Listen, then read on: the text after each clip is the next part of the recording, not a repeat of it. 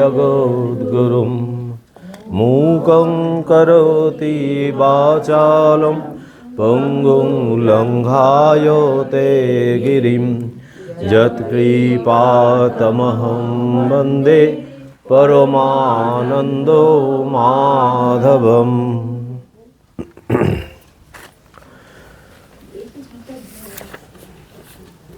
আগের দিনে 61 অবধি হয়েছে, তাই তো?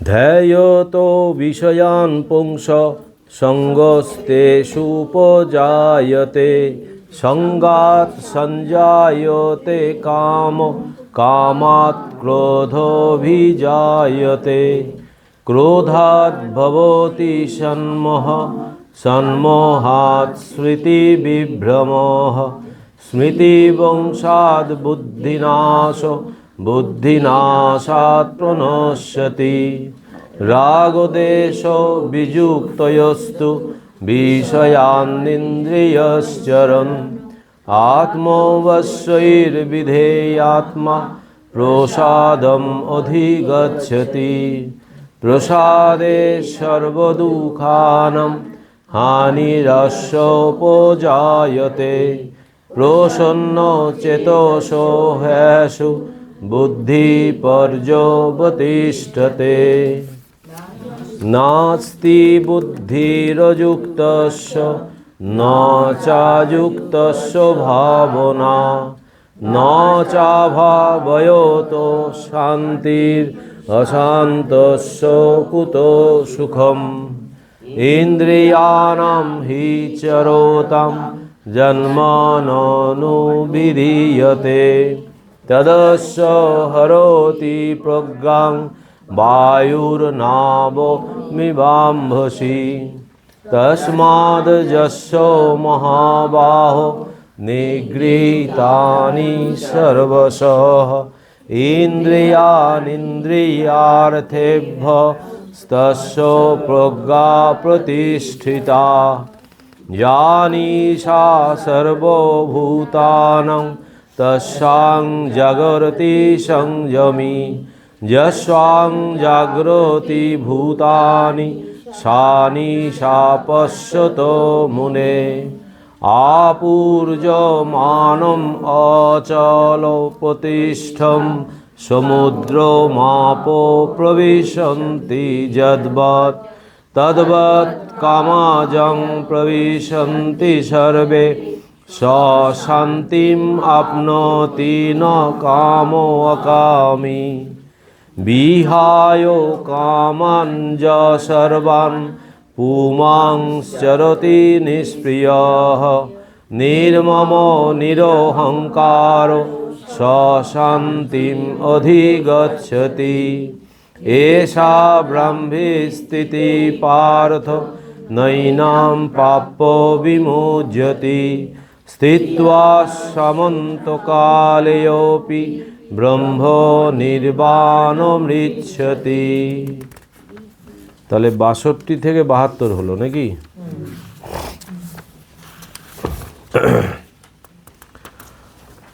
তাহলে আগের দিনে আমরা পড়লাম যে ওই যে ভগবান বললেন না যে দেখুন 58 নম্বর শ্লোকে বলছেন যে যদা সংহরতে চায়ং কুর্ম অঙ্গানিব সর্বস্ব ইন্দ্রিয়ান ইন্দ্রিয়ার্থেভ্য তস্য প্রজ্ঞা প্রতিষ্ঠিতা। বলছে ওই কুর্ম মানে কচ্ছপের যখনই কোনো বাইরে থেকে কিছু আসে তখন সেগুলো সব ও সংকুচিত করে ভেতরে রেখে দেয়। কচ্ছপ যেমন আপন মস্তক হস্তপদাদি অঙ্গ সকল সংকুচিত করে রাখে, তেমনি যে যোগী রূপরসাদি ইন্দ্রিয়ের বিষয় হতে ইন্দ্রিয় সকল প্রত্যাহার করে নেন তিনি স্থিতপ্রজ্ঞ। তাহলে অর্জুনের প্রশ্নের উত্তরে ভগবান তাকে বলছেন যে অর্জুন জিজ্ঞেস করলেন না যে স্থিতপ্রজ্ঞস্য কা ভাষা সমাধিস্তস্য কেশব। তো যে সেই স্থিতপ্রজ্ঞ যিনি হন তিনি কিভাবে কথা বলেন, কিভাবে বিচরণ করেন, হ্যাঁ এইটা জানতে চাইলেন। তো কি দেখে আমি বুঝবো যে স্থিতপ্রজ্ঞ সমাধিবান পুরুষ? তো ভগবান তখন বিভিন্নভাবে তাকে বলছেন। এখানে এইটা বললেন যে যারা যোগী হয় তারা এই বিষয় থেকে ইন্দ্রিয়কে সহজেই ভেতরে সংকুচিত করে রাখতে পারে, সেই ক্ষমতা তারা অর্জন করতে পারে। অর্থাৎ যারা মনকে বশে আনতে পারে, যোগী মানে মনকে বশে আনা, ক্রমাগত প্র্যাকটিস করে করে সেই অবস্থাটা প্রাপ্ত হয়। আর একটা কথা ভগবান বললেন যে 60 নম্বরে দেখুন যে ইন্দ্রিয়ানি প্রমাথিনী হরন্তি প্রসবং মন। যখনই এই যে যততো হেয়াপি কৌন্তেয় পুরুষস্য বিপশ্চিত ইন্দ্রিয়ানি প্রমাথিনী হরন্তি প্রসবং মন, যে হরণ করে নেয় যখন এইটা, যখন এটা হচ্ছে 60 হে কৌন্তেয় প্রমত্ত ইন্দ্রিয় সকল সংযমে যত্নশীল এবং সদসৎ বিচারশীল পুরুষেরও চিত্তকে জোর করে বিষয়াসক্ত করে। যার যে ধরুন ভগবানের পথে যাচ্ছে, ভগবানের প্রতি যার ভক্তি দিন দিন বাড়ছে, সপ্তগুণ বাড়ছে যার, তিনি যত্নশীল, তিনি চেষ্টা করছেন যে সমস্ত দিক থেকে যাতে বিষয় যাতে তাকে বিচলিত না করতে পারে। কিন্তু এত মারাত্মক একটা কথা যে এই বলছে এই ধরনের মানুষেরও যে এই সদা ইন্দ্রিয় সকল সংযমে যত্নশীল এবং সদসৎ বিচারশীল পুরুষেরও চিত্তকে জোর করে বিষয়াসক্ত করে। মানে কীরকম বিষয়ের কত শক্তি বুঝতে পারছেন? তার মানে বাইরের যে আমাদের যে আমরা শুধুমাত্র যে খাদ্য গ্রহণ করি মুখ দিয়ে সেটাই শুধু আহার নয়, আমরা যে এই বাইরে থেকে এই রূপ রস গন্ধ শব্দ স্পর্শ এইগুলো যে আহরণ করছি এইগুলোও কিন্তু আহার। তো শুধুমাত্র ওই খাদ্য গ্রহণ করাটাই আহার নয়, তো এই আহারগুলো ওই আহারের থেকে কত মারাত্মক হতে পারে সেইটা ভগবান এই অর্জুনকে বলতে গিয়ে আজকে যে শ্লোকটা আমরা পড়ছি এই তার পরিণতিটা পড়ছি। কি হবে তাহলে যদি হয় এরকম, মানে যদি এই সংযম ব্যাপারটা যদি একেবারে যদি হারিয়ে ফেলে মানুষ, তখন তার কি অবস্থা হতে পারে এইটা বলবেন। বলছে তার আগের দিন যে শ্লোকটা আমরা শেষ করলাম সেটা একটু দেখে নিয়ে পরেরটায় ঢুকতে হবে। বলছেন তানি সর্বাণি সংযম্য যুক্ত আসিত মৎপর বসে হি যস্যেন্দ্রিয়ানি তস্য প্রজ্ঞা প্রতিষ্ঠিতা। বলছেন যে অতএব যিনি আমার অনন্যচিত্ত ভক্ত তিনি ইন্দ্রিয় গ্রাম সংযত করে মদ্গত চিত্ত হয়ে অবস্থান করেন, তদৃশ সমাহিত চিত্ত ব্যক্তিরই ইন্দ্রিয় সকল বশীভূত হয় এবং তিনি স্থিতপ্রজ্ঞ। এইখানে এই যে কিভাবে এই মানে কি হতে পারে ভগবান এইগুলো সব দেখালেন এতক্ষণ ধরে। এবার বলছি যে যদি ওই ভ্রমটা যদি একবার তোমার হয় তাহলে কি হতে পারে দেখো। এবার বলছে ধ্যায়ত বিষয়ান পুংস সঙ্গস্তেষুপজায়তে সঙ্গাত সঞ্জায়তে কাম কামাত ক্রোধভিজায়তে। ধ্যায়ত বিষয়ান পুংসা মানে হচ্ছে যখন ওইটা ধাবিত হয় বিষয়ের দিকে, যখন মনটা যখন ধাবিত হয় তখন কি হয়, কি কত বড় একটা ঘটনা ঘটে। তখন এইটা বলছেন যে বিষয় চিন্তা করতে করতে মানুষের তাতে আসক্তি হয়। মানে আমি এটা দেখবেন আমরা মানে দৈনন্দিন জীবনে এটা সব সময় এটা আমরা দেখতে পাচ্ছি। ধরুন কি বলবো, সব থেকে যেটা এখন মারাত্মক হচ্ছে মোবাইল, সেটা নয় অনেকবার আলোচনা হয়েছে, তার থেকেও হচ্ছে আমরা একটা সময় টিভি খুললে সিরিয়াল দেখি। এই সিরিয়ালটা দেখতে একদিন দেখলাম, দেখে খুব বেশ ভালো লাগলো, পরের দিন আবার কিন্তু ওই সময় কিন্তু আমি ওই সিরিয়ালটা আবার চালাবো এবং ওর থেকে কিন্তু বেশিরভাগটাই খারাপ জিনিস ঢুকবে। শেখার জিনিস সবেতেই আছে, ভালো মন্দ মিশিয়ে জগৎ, কিন্তু তার থেকে এই যে আসক্তি তৈরি হচ্ছে। এবার ওই সিরিয়ালটা দেখার ফলে কি হচ্ছে, এই কিভাবে ঝগড়া করতে হয় এটা তো খুব ভালো করে শেখা যায়।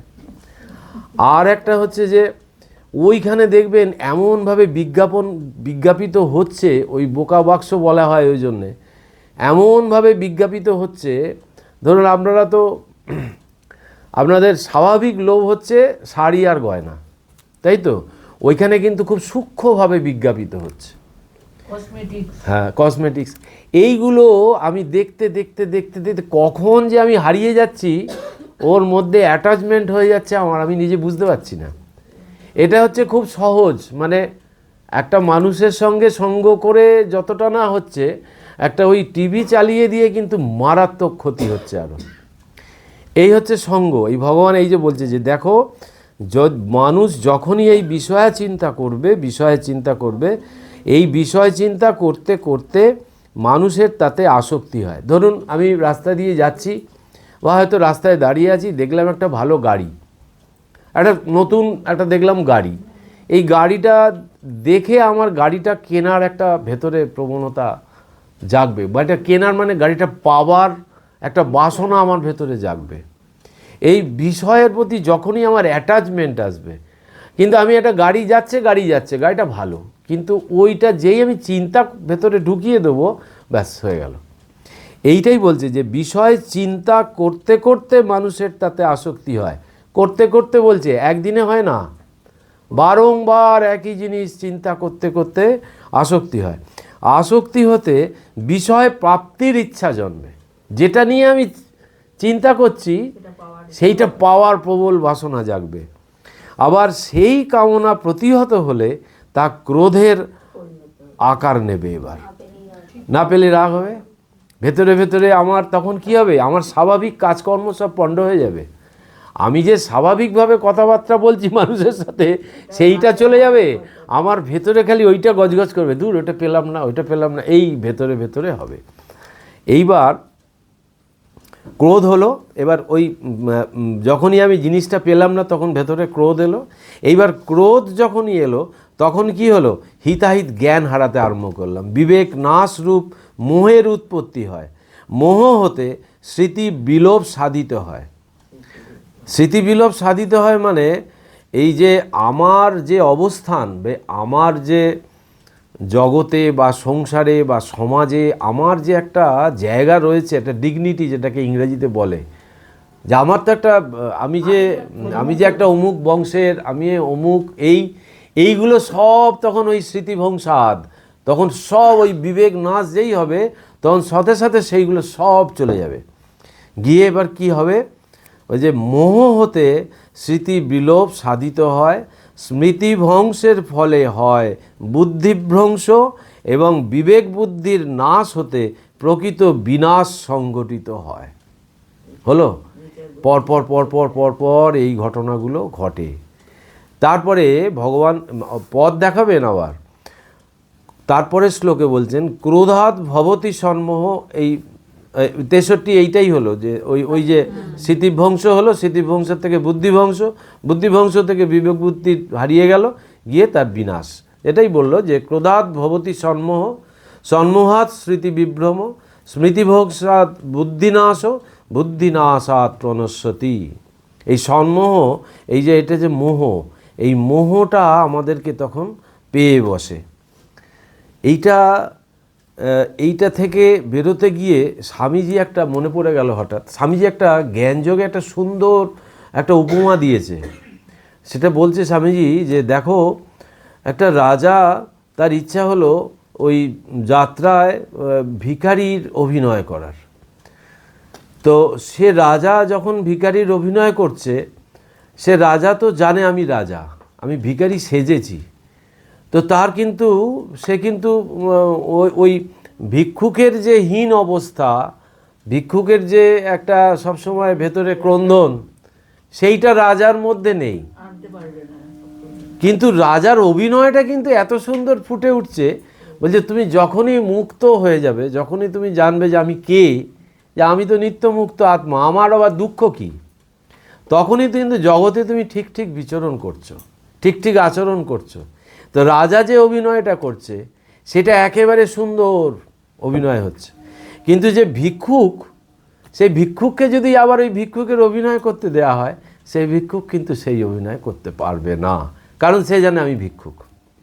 তো বলছে আমরা প্রকৃতপক্ষে রাজা হয়ে এসেছি, রাজাই আমরা, কিন্তু আমরা রাজা ভুলে গিয়ে আমরা ভিক্ষুকের অবস্থা হয়েছে আমাদের। কেন না, ভিক্ষুক যেরকম চায় চতুর্দিকে দাও দাও করে, আমরাও কিন্তু এইটাই করছি। তো বলছে এই স্বামীজি এই গল্পটার দ্বারা এইটা দেখাচ্ছে যে আমরা স্বরূপত মুক্ত হয়েও আমরা নিজেরা ওই বন্ধনে পড়ে আছি। এই ভাবনা থেকে আমাদের যত সমস্ত ভ্রম গোলমাল সব আসছে। তারপরে বলছে 64 নম্বর, রাগদেশ বিজয়োক্তস্তু বিষয়ান্দ্রিয়শ্চরণ আত্মবশ্যৈর্বিধে আত্মা প্রসাদম অধিগচ্ছতি।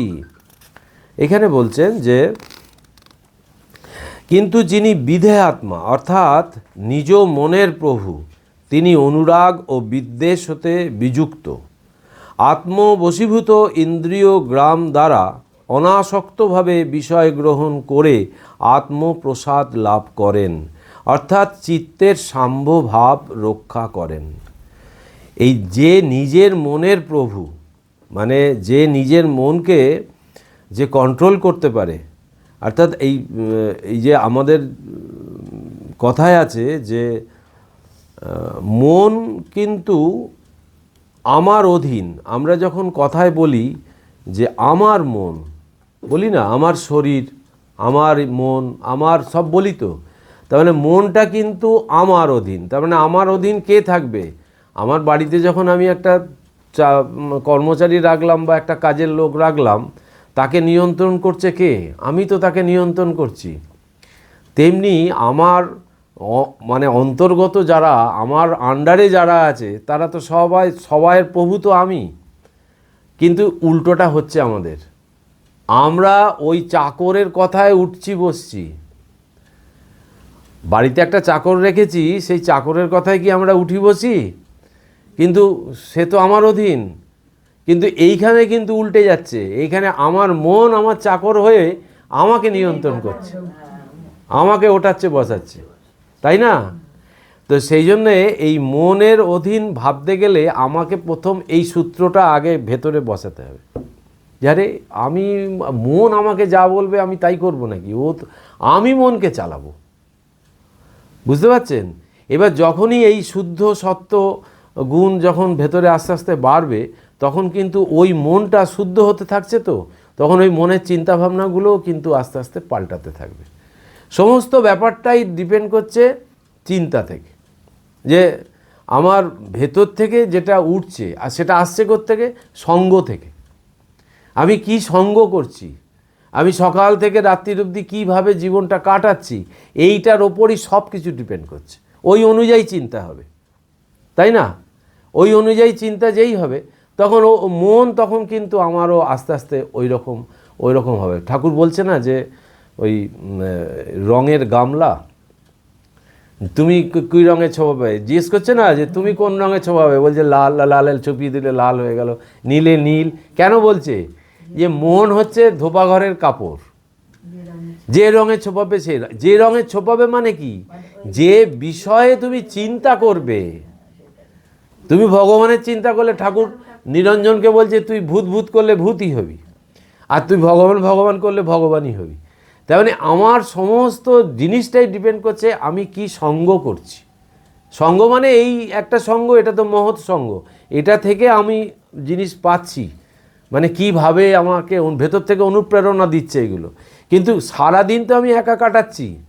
আমার ফ্যামিলির যত লোকই থাকুক না কেন, বা বন্ধু বান্ধব পাড়া প্রতিবেশী যতই থাকুক না কেন, আমি কিন্তু আমার মনের সঙ্গে কিন্তু আমি খুব একান্তে আছি, একাকী আছি। আমার মনটা তো অন্য কেউ দেখতে পাচ্ছে না, অন্য কেউ নিতে পারছে না, প্রভাবিত সে করতে পারবে না। যদি আমি তার কথায় প্রভাবিত হই তবে আমি প্রভাবিত হব। কিন্তু সহজেই তারা প্রভাবিত হয় যারা ওই নিজের কোনো আদর্শকে ধরে না। আদর্শ মানে এই কথামৃত, এই গীতা, এই মায়ের কথা, এই সব নিয়ে সারাদিন যে জীবন কাটাবে, সে বাইরের লোকের কথায় প্রভাবিত হবে না, বিষয় কথায় তখন সে ভালো লাগবে না। এইটাই হচ্ছে জায়গাটা, যে যখনই এখানে বলছে যে নাস্তি বুদ্ধির যুক্তস্য ন চাযুক্তস্য ভাবনা, ন চাভাবয়ত শান্তির অশান্তস্য কুত সুখম। যে যখনই যার চিত্ত চঞ্চল ও ইন্দ্রিয় অবশীভূত, তার আত্মবিষয়িনী বুদ্ধি বা চিন্তা হয় না, যার পরমার্থ চিন্তা নেই, তার মানসিক শান্তিও নেই। যার মনে শান্তি নেই তিনি মহা অসুখী। বোঝা গেল এই শ্লোকের মানে কত সহজ সরল কথা। যে বলছে যে এই চিত্ত চঞ্চল আর যার ইন্দ্রিয় অবশীভূত, তার আত্মবিষয়িনী বুদ্ধি বা চিন্তা হয় না। মানে আত্মবিষয়িনী বুদ্ধি বা চিন্তা মানে ভগবানের চিন্তা আসে না, ক্ষণিকের জন্য এলেও চলে গেল। ওই সেই তপ্ত লোহায় জল পড়ার মতো। একটা গরম লোহায় যদি জল ফেলি, সে জলটা সঙ্গে সঙ্গে শুকিয়ে যাবে। কিন্তু আবার উল্টো দিকে এই যে একটা ওই কমার্শিয়ালে দেখবেন, ওই ছোটোবেলায় দেখেছি, ওই যে কোনো একটা কিছু আকার দেবার জন্য একটা লোহাকে ওই আগুনের মধ্যে ঢুকিয়ে দিয়ে আর ওই হাঁপড় দিয়ে হাওয়া দিয়ে ওইটাকে গনগনে যখন লাল করে ফেলে, ওইটা করে ফেলে ওই ওই যে একটা ওই লোহার এর ওপরে পেটায়, পিটিয়ে পিটিয়ে কাটারি করছে, এ করছে। ওটার থেকেও আমাকে ওই শিক্ষা নিতে হবে। ওইটাই ঠাকুর ওই উদাহরণ দিয়ে দিয়েছে। বলছে যে ওই কামারশালের ওই যে লোহাটা গনগনে গরম হলো, তার মানে ভগবান হচ্ছে ওই রকম একটা জিনিস যে যত ভগবানের চিন্তা হবে তত আকার বদলাতে থাকবে। ধর্মের কাজই হচ্ছে এইটা, বিইং অ্যান্ড বিকামিং, মানে যা আছো আগামী দিনে তার থেকে আর একটু বেটার। এইটাই বলছে যে যদি এই চিত্তচঞ্চল কিসে হয়, চিত্তচঞ্চল হবে ভগবানের বিপরীত দিকে গেলে। ভগবানের বিপরীত দিকে গেলে সব সময় মন এত নাচাবে যে কিছুতেই স্থির হবে না। এটা মানে একদিনের কেউ যদি প্র্যাকটিস করে তাহলেই টের পাবে, তাই না? ঠাকুর বলছে যে গঙ্গার কাছে যত যাবে তত শীতল হাওয়া পাবে। আর বলছে গঙ্গায় যদি চান করো, মা বলেছে যদি কেউ ঠেলে ফেলেও দেয় তাহলেও তোমার শান্তি হয়ে গেল। এই ভগবান লাভও ঠিক এইরকম ব্যাপার। কেউ যদি ঠেলে ফেলেও দেয় ভগবানের দিকে, মানে হয়তো দেখা গেল কেউ কারুর সঙ্গে হয়তো রাস্তায় দেখা হলো, সে জীবনে কোনো দিন পাঠচক্র করেনি, এবার হয়তো আপনার সঙ্গে দেখা হলো, রাস্তায় কিছুটা এলো আপনার সঙ্গে, আপনি এবার তাকে জোর করে বলে চলো না আমাদের ওখানে কি হয় দেখবে চলো, এই ঠেলে ফেলে দেওয়া। তাকে ঠেলে ঢুকিয়ে দিলেন এর মধ্যে। এবার এই ভাবটা সে 2 দিন 4 দিন যেতে যেতে যেতে যেতে চিন্তা আরম্ভ হবে, হতে হতে বই খুঁজবে। হ্যাঁ, এই হচ্ছে জায়গাটা। তার মানে ভগবানের কৃপা যখন হবে তখন শঙ্করীর সঙ্গে কারুর এরম দেখা হবে। এইটা এইভাবেই হয়, এইভাবেই হয় না। এখন এত এত ভারী ভারী কথা না, এই একটুখানি না এ হলে খুব মুশকিল। তাহলে সুখটা কখন আসবে? যখন এই শান্তি আর সুখ আসবে যখন এই চিত্ত চাঞ্চল্যটা কমে যাবে। তারপরে বলছে ইন্দ্রিয়ানাং হি চরতাম জন্মন অনুবিধীয়তে তদস্য হরতি প্রজ্ঞাং বায়ুর নাব মিবাম্বসী। এই আরও সাংঘাতিক বলছে, এই বায়ু যেরকম গন্ধ বহন করে নিয়ে যায় ফুল থেকে, ওই যে সেই ধরনের ওই যে এলোমেলো হাওয়া যেমন জলস্থিত নৌকাকে ইতস্তত সঞ্চালিত করে, তেমনি স্ব বিষয়ে প্রবর্তমান ইন্দ্রিয়গণের যেটিকে মন অনুবর্তন করে সেই ইন্দ্রিয় বিষয়াসক্ত ব্যক্তির বিবেক বুদ্ধি হরণ করে এবং তার মনকে বিষয়ানুগামী করে। এবারে কি হলো? এইবারে বিশেষের দিকে যাচ্ছে। মানে এই বিচার যখন হয় দেখবেন এই সাধারণ থেকে বিশেষের দিকে যায়, মানে এবার সূক্ষ্মের দিকে যাচ্ছে। এতক্ষণ পঞ্চ ইন্দ্রিয়ের গল্পটাই বললো ইন্দ্রিয়, সব ইন্দ্রিয় যখন এই হবে তখন এই গণ্ডগোল এইসব। এইবার একটা পার্টিকুলার বলছে, একটা দিকে আমাদের দেখবেন কোনো ব্যাপারে আমার হয়তো কারুর হয়তো মিষ্টি খাবার লোক, বাড়িতে মিষ্টি পাচ্ছে না, সে লুকিয়ে লুকিয়ে মিষ্টির দোকানের সামনে দিয়ে যাচ্ছেন, মিষ্টি খাচ্ছে। ওই একটা বিষয়ের প্রতি কোনো কারুর এমন একটা আসক্তি থাকবে যে ওই একটা বিষয়ই তাকে সারা জীবন নাচাবে। এইটাই বলছে যে এলোমেলো হাওয়া যেমন জলস্থিত নৌকাকে ইতস্তত সঞ্চালিত করে, তেমনি স্ব বিষয়ে প্রবর্তমান ইন্দ্রিয়গণের যেটিকে মন অনুবর্তন করে। স্ব বিষয় মানে ওই চক্ষু, কর্ণ, নাসিকা, জিহ্বা, ত্বক, 5টা জিনিস, জ্ঞানেন্দ্রিয় 5টা। তার বিষয়গুলো কি? রূপ, রস, গন্ধ, শব্দ, স্পর্শ। এইবার এর উদাহরণ আছে, এটা বলতে গেলে আবার সময় অনেক চলে যাবে। সেটা যে হাতি কিসে বাধা পড়ে, হরিণ কিসে বাধা পড়ে, ওদের একটা করে ইন্দ্রিয় পাগল করে দেয়। হাতি স্পর্শের জন্য পাগল হয়ে যায়। ওই শ্লোক আছে একটা শাস্ত্রের। হাতিকে কি করে, ওই যারা হাতি ধরে তারা করে কি, ওই গর্ত, একটা বড় গর্ত করে ওই শুকনো দিয়ে ডাল আর এই পাতা দিয়ে ঢাকা দিয়ে রেখে দেয়। এইবার একটা ওই মহিলা হাতি বা তাকে ওইখানটায় বেঁধে রেখে দেয়। এবার ওই হাতি স্পর্শ পাওয়ার জন্য ওকে ওই গর্তটা ডেঙোতে হয়। এবার ওর স্পর্শ সুর দিয়ে ওকে যেই ধরতে যায়, ও ওই গর্তে পড়ে। ওই একটা ইন্দ্রিয় হাতিকে শেষ করে দিচ্ছে। হরিণ যখন ওই বাঁশির আওয়াজ শোনে, হরিণ থাকতে পারে না, হরিণকে শব্দ পাগল করে দেয়।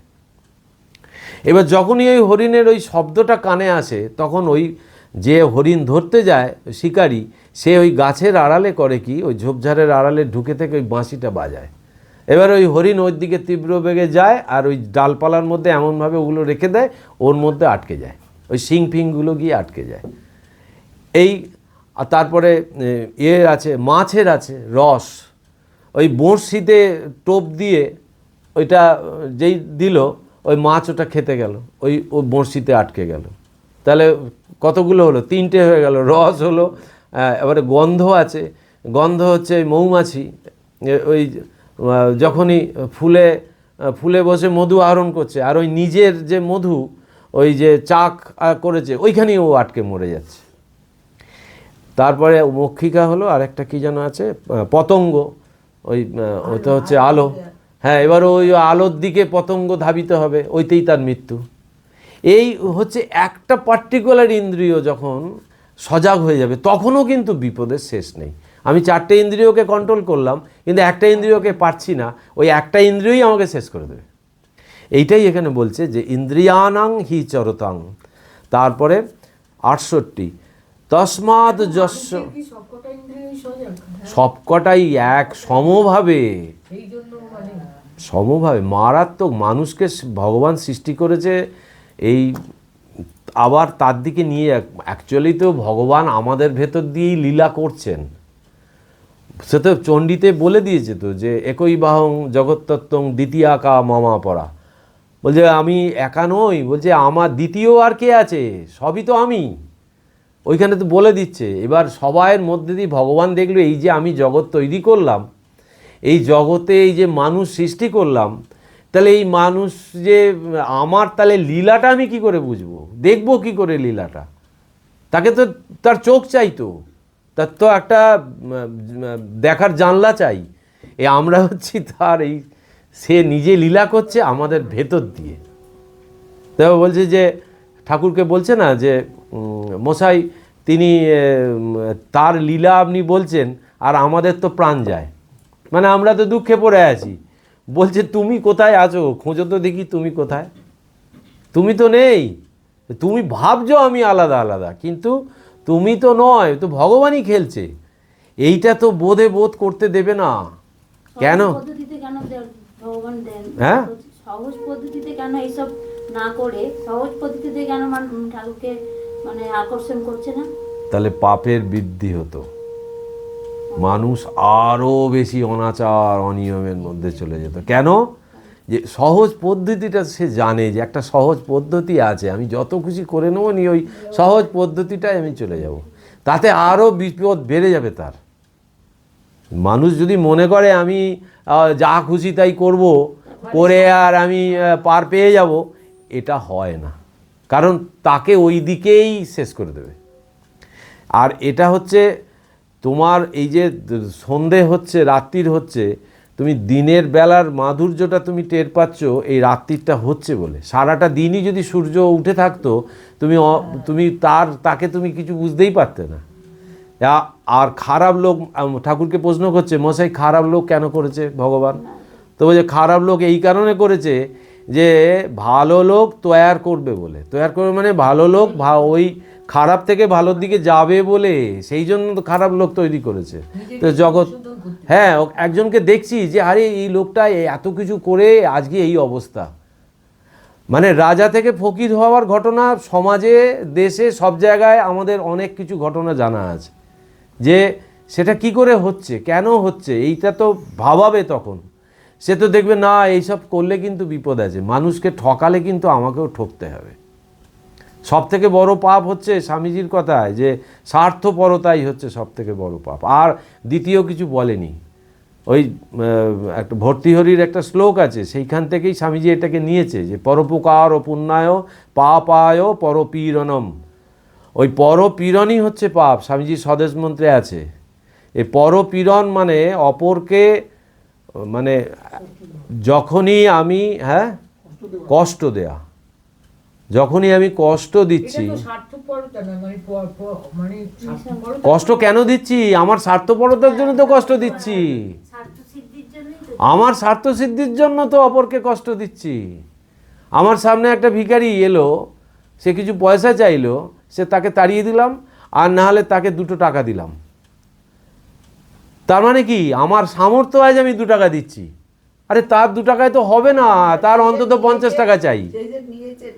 তার মানে আমার ওইটার প্রতি ভীষণ মোহ আছে, স্বার্থপরতা আছে, ছাড়তে পারছি না। স্বামীজি ট্রেনে করে যাচ্ছে, সঙ্গে একটা ব্রহ্মচারী। স্বামীজির কোনো খাবার বাসনাও নেই, কিছুই নেই, তার এইও নেই। একটা ছোলাওয়ালা উঠেছে, ওই ছোলা দেয় না, ছোলাওয়ালা উঠেছে। উঠতে স্বামীজি দেখছে, আর ব্রহ্মচারীকে খেয়াল করছে ও কী করে। ও কিছু করছে না দেখে তখন স্বামীজি বলছে যে ছোলা কেনতো, বেশ ছোলা, খাওয়া যাবে বলে ও ছোলা কিনেছে। কিনে এবারে ওই 4 আনার বোধহয় ছোলাটা নিয়েছে, নিয়ে স্বামীজিকে দিতে গেছে। স্বামীজি বলছে ক টাকার নিলি? বললো 4 আনার। বলছে 4 আনায় ওর কি হবে, ওকে 16 আনা দে, বলে আবার ওকে দেয়া করাচ্ছে। এইটাই হচ্ছে ধর্ম, যে আমি ও যেটুকু দিল সেইটুকুই আমি ওকে দিলাম, আমি 1 টাকা। হ্যাঁ, এই জায়গাটাই হচ্ছে স্বার্থপরতা থেকেই সমস্ত জিনিস ঢুকে আছে। ওই পরপীড়নও, ওই পরপীড়নের জায়গাটাই হচ্ছে স্বার্থপরতা। যাই হোক, এই জায়গাটা কোত্থেকে এলো? তারপরে ওই কোনখান থেকে এটা, হ্যাঁ, ওই একটা তাহলে চক্ষু কর্ণ নাসিকা জিহ্বা ত্বক, আর ওই রূপ রস শব্দ গন্ধ স্পর্শ, এইটা ও বৌদি বললো যে আমাদের সবকটা ইন্দ্রিয়ই আমাদের খেলায়, সব কটা নিয়েই আমরা মত্ত থাকি। তো এইটা হচ্ছে, কিন্তু এর বিপরীত দিকে হাঁটা দিলেই কিন্তু এইগুলো কন্ট্রোল, এই বিচার বিবেক এগুলো তখন তাকে ধাক্কা মারবে। তারপরে বলছে এটা আরও খুব ইম্পর্টেন্ট এর কথা, যা নিশা সর্বভূতানাম তৎসং জাগরতি সংযমী যৎসং জাগ্রতি ভূতানি সা নিশা পশ্যত মুনে। যে সাধারণ প্রাণীগণের কাছে যে অবস্থা রাত্রির স্বরূপ, তাতে সংযমী সদা জাগ্রত থাকেন, অর্থাৎ তার কাছে তা দিবালোকের মতো স্পষ্ট। আবার যে বিষয়নিষ্ঠ অবস্থাতে অজ্ঞ প্রাণীগণ জাগরিত অর্থাৎ সচেতন থাকে, আত্মদর্শী মুনিগণের কাছে সে বিষয়নিষ্ঠা বা সংসার রাত্রির স্বরূপ, অর্থাৎ সংসারের জ্ঞান সম্বন্ধে তারা সম্পূর্ণ উদাসীন থাকেন। এটা কিন্তু খুব একটু ক্রিটিক্যাল শ্লোক। বলছে সাধারণ প্রাণীগণের কাছে যে অবস্থা মানে আত্মস্থিতি রাত্রির স্বরূপ, অন্ধকারাচ্ছন্ন বা অজ্ঞাত। তাই সাধারণ মানুষের কাছে এই আত্মস্থিতি ব্যাপারটাই তো অজ্ঞাত, প্রত্যেকের কাছে আমাদের অজ্ঞাত, তাই না? যে আত্মস্থিতি জিনিসটাই আমরা কি বুঝি, কিছুই বুঝি না। সেটা বলছি যে তাতে সেই আত্মজ্ঞানের অবস্থাতে সংযমী, মানে যার আত্মজ্ঞান আত্মস্থিতি এসছে সে সংযমী, বলছে সে সদা জাগ্রত থাকেন। মানে কি জাগ্রত থাকেন? মানে সবসময় তার হুঁশ আছে, অ্যালার্ট। এই যে দেখবেন ঠাকুরের কথামৃতে বারংবার বলছে খুব সাবধানে থাকতে হয়, খুব সাবধানে থাকতে হয়। কেন? বলছে এই ইন্দ্রিয়ের থেকে বাঁচতে গেলে তোমাকে সাবধান হতে হবে। সাবধান মানে তোমার অ্যালার্ট থাকতে হবে, হুঁশ থাকতে হবে। ঠাকুর বলছে না যে যার মান আর হুঁশ যার সেই মানুষ, তবে তার কাছে তা দিবালোকের মতো স্পষ্ট। আবার যে বিষয়নিষ্ঠ, মানে তার কাছে তার দিবালোকের মতো স্পষ্ট, মানে যখনই তার কাছে প্রলোভন এসে হাজির হয়, সে তার বিবেক বিচার এতটাই তার জাগ্রত, সে কিন্তু এই দিবালোকের মতো স্পষ্ট তার কাছে সব কিছু। এই যে ঘটনাগুলো এতক্ষণ ব্যাখ্যা হলো, জ্ঞানী কিন্তু এইসবেতে কোনো বিচলিত হয় না। জ্ঞানী মানে যার বিবেক, বৈরাগ্য, জ্ঞান এগুলো সব যার এসছে। আবার যে বিষয়নিষ্ঠ অবস্থাতে অজ্ঞ প্রাণীগণ জাগরিত, মানে যে বিষয়নিষ্ঠ অবস্থাতে অজ্ঞ প্রাণীগণ জাগরিত, মানে বিষয়ের মধ্যে যে ডুবে আছে, অর্থাৎ সচেতন থাকে, আত্মদর্শী মুনিগণের কাছে সে বিষয়নিষ্ঠা বা সংসার রাত্রির স্বরূপ, অর্থাৎ সংসারের জ্ঞান সম্বন্ধে তারা সম্পূর্ণ উদাসীন থাকেন। সংসার কথাটার অর্থ কিন্তু আমরা যে এই পাঁচজনে, এই পিতা, পুত্র, মা, বাবা এইসব নিয়ে যে সংসার, এইটা কিন্তু সংসার বলে না। সংসার হচ্ছে যার মনের মধ্যে বিষয় চিন্তা বেশি গজগজ করছে, আর এই ইন্দ্রিয় সংযম যার নেই, সেই হচ্ছে সংসারী। একটার পর একটা তার বাসনা আসছে, কিন্তু ওই সংসারেই আছে, মানে আমাদের তথাকথিত যে সংসার, পাঁচজনকে নিয়ে যে সংসার আমরা রচনা করি, সেই সংসারেই আছে, কিন্তু তার মন কিন্তু সবসময় হরিপাদপদ্মে।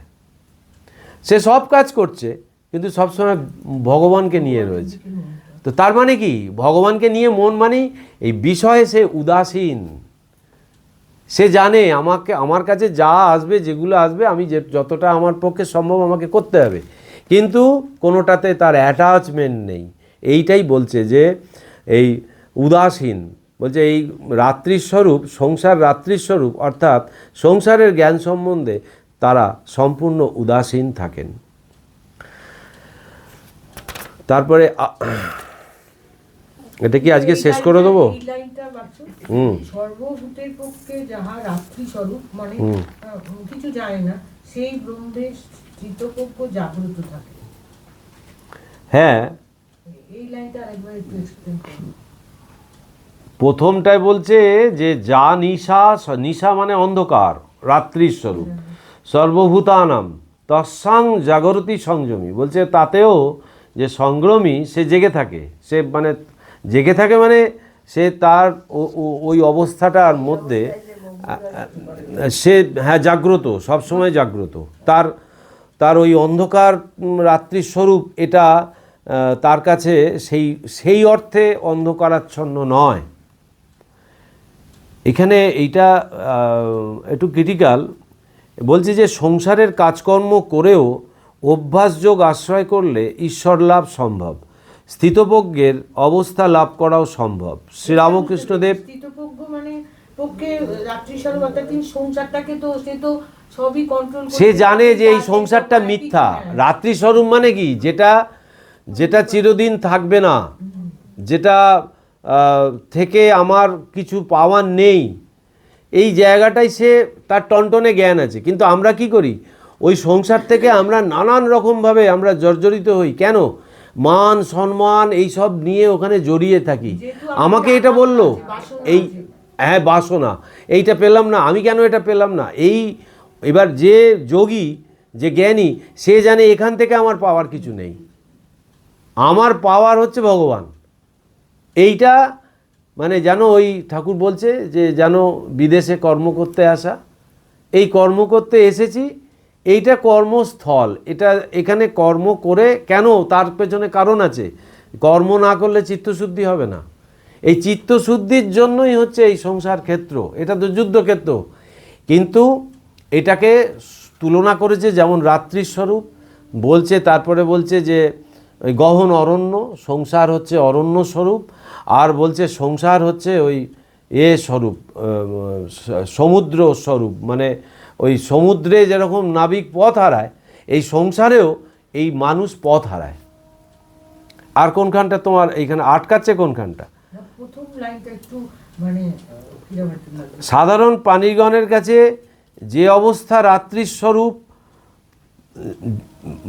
প্রাণীগণের কাছে যে অবস্থা, মানে যে অবস্থা মানে এটার মানে এমনি টোটাল মানেটা বুঝতে পেরেছি, মানে যে আর কি সবকিছু কন্ট্রোল, মানে যার কোনো কামনা বাসনা সে নেই, সে কোনো কিছু ইয়ে করে না, কিন্তু প্রথম এটা হচ্ছে সর্বভূতের পক্ষে যাহা রাত্রি স্বরূপ সেই ব্রহ্মের স্থিতপ্রজ্ঞ কেন জাগ্রত থাকে?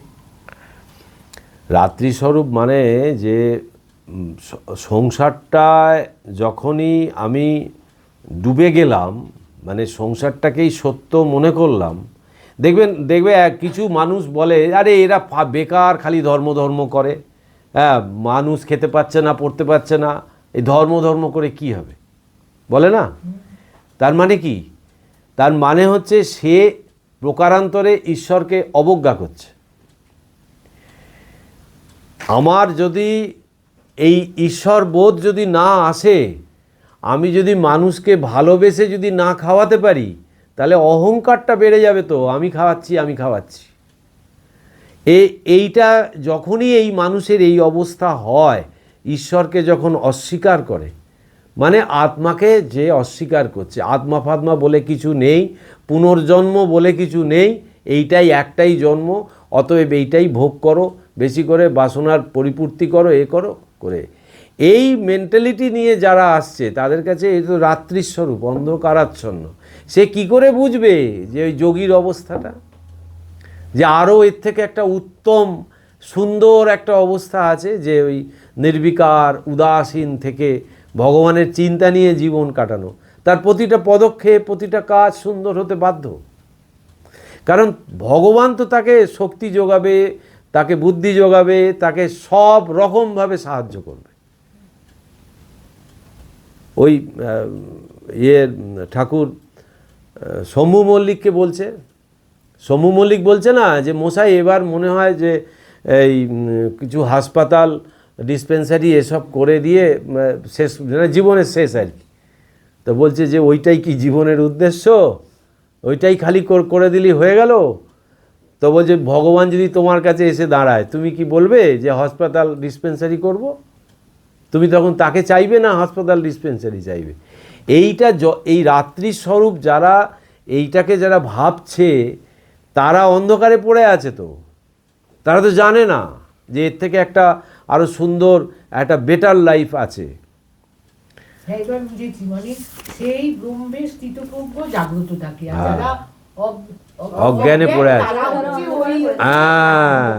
এইবারে লাইটটা এটা একটু ক্রিটিক্যাল আছে। আচ্ছা, এই 69 পর্যন্ত থাক, নাহলে নারদীয় ভক্তি শুদ্ধ দেরি হয়ে যাবে, আবার শঙ্করী রেগে যাবে। ওং নমো ভগবতে বাসুদেবায় গোবিন্দায় নমো নমঃ।